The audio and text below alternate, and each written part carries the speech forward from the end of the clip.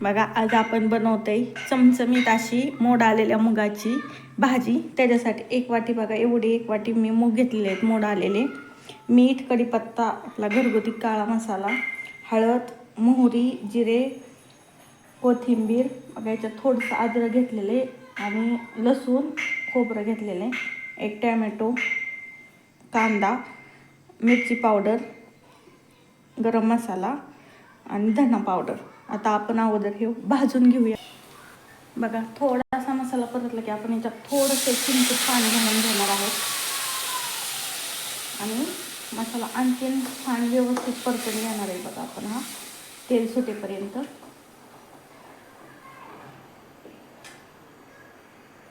बघा आपण पाहू शकतो का असं व्यवस्थित हलवत बघा आपल्याला हा मसाला सगळा एकदम परतून घ्यायचा आहे। छान असा वास खूप छान सुटलाय बघा।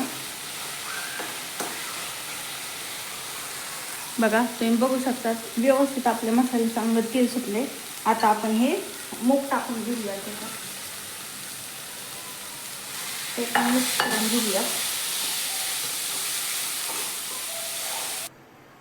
आता हे आपण एक 20 मिनिटं बघा 15 ते 20 मिनिटं बघा शिजवून घेणार आहे बारीक गॅसवरती।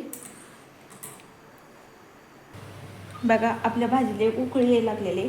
आता आपण याच्यात मीठ टाकून घेऊया चवीनुसार। बघा तुमची भाजी किती प्रमाणात आहे बघा त्याच्यावरती मिठाचं प्रमाण टाकून घ्या। आता आपलं एक शेंगदाण्याचं कूट बघा आपण थोडं टाकून घेणार आहोत याच्यात। आता हे मिक्स करायचं आहे बघा।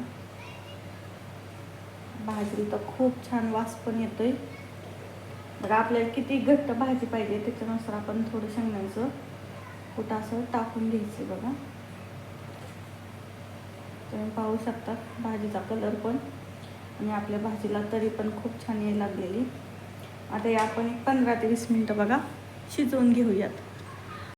बघा एक 15 तुम्ही एक पाहू पण शकता बघा, कारण का मोड आलेले भिजलेले त्याच्यामुळे बघा लगेच शिजतात असे।